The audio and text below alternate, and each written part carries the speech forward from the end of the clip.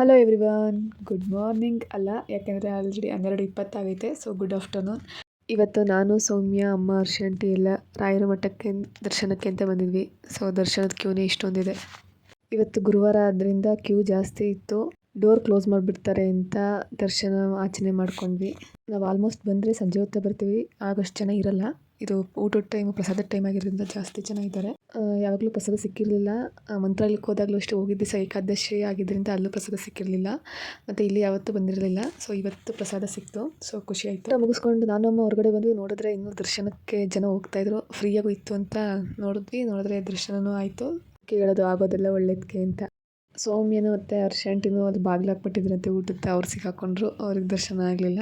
ಇಂದ ಎಲ್ಲರೂ ಮನೆ ಕಡೆ ಹೊರಟ್ವಿ. ಆದರೆ ಸೌಮ್ಯ ಐಫೋನ್ ತೊಗೊಂಡಿದ್ಲು, ಅದಕ್ಕೆ ಬ್ಯಾಕ್ ಕವರ್ ತೊಗೋಬೇಕಿತ್ತು ಅಂತ ತುಂಬ ದಿವಸದಿಂದ ಅಂತಿದ್ಲು. ಸೊ ಇವತ್ತು ಫ್ರೀ ಆಗಿದ್ವಲ್ಲ ಅಂತ ಅವ್ರಿಬ್ಬರನ್ನ ಕಳಿಸಿ ನಾವು ಬಸ್ ಹತ್ಕೊಂಡು ಸಿಟಿ ಸ್ಟ್ಯಾಂಡಿಗೆ ಹೋದ್ವಿ. ಕೃಷ್ಣ ಕಾಂಪ್ಲೆಕ್ಸಲ್ಲಿ ಒಂದು ಅಂಗಡಿ ನೋಡಿದ್ವಿ, ತುಂಬ ಚೆನ್ನಾಗಿತ್ತು. 2 ತೊಗೊಂಡ್ಲು 400ಗೆ. ಅಲ್ಲಿಂದ ಸರಿ ಇನ್ನೇನು ಕೆಲಸ ಇಲ್ಲ, ಮನೆ ಕಡೆಗೆ ಹೋಗೋಣ ಅಂತ ಸ್ಟ್ಯಾಂಡ್ ಹತ್ರ ಹೋಗ್ತಿದ್ವಿ. ಆಗ ಗೋಬಿ ಮಂಚೂರಿಯನ್ ಯಾಕೆ ನೆನಪಾಯಿತು, ತಿಂದ್ಕೊಂಡು ಆಗ ಐಸ್ ಕ್ರೀಮ್ ತಿಂದ್ಕೊಂಡು ಬಸ್ ಹತ್ತಿದ್ವಿ ದಾಸರಕೊಪ್ಪಳದು. ಸೊ ಸ್ಟೇಡಿಯಮಲ್ಲಿ ಬಸ್ ಇಳಿದು ನಟರಾಜ ಸರ್ವಿಸಲ್ಲಿ ಮನೆಗೆ ಹೋದ್ವಿ. ಹೋಗ್ತಾ ಹಾಗೆ ಆಂಟಿಗೂ ಅಮ್ಮಂಗೆ ಮತ್ತು ನನಗೆ ಇನ್ನೊಂದು ಐಸ್ ಕ್ರೀಮ್ ತೊಗೊಂಡು ಹೋದ್ವಿ. ಇವೆರಡೇ ಬ್ಯಾಕ್ ಕವರ್ ತೊಗೊಂಡಿದ್ದವಳು. ಆಂಟಿ ಮನೆಯಿಂದ ಬಂದಮೇಲೆ ಊರಿಂದ ತಂದಿದ್ದು ಪಪ್ಪಾಯಿ ಇತ್ತು. ಸೊ ಕೊಯ್ದುಬಿಟ್ಟು ತಿಂದ್ವಿ.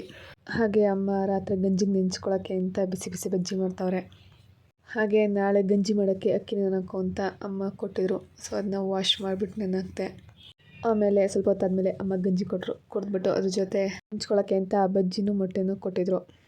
ಸೊ ಇದಾಗಿತ್ತು ಇವತ್ತಿನ mini vlog. Thank you for watching. ಮತ್ತೆ ಮನಿ ವ್ಲಾಗಲ್ಲಿ ಸಿಗ್ತೀನಿ. ಅಲ್ಲಿವರೆಗೂ ಟೇಕ್ ಕೇರ್, ಬೈ ಬಾಯ್.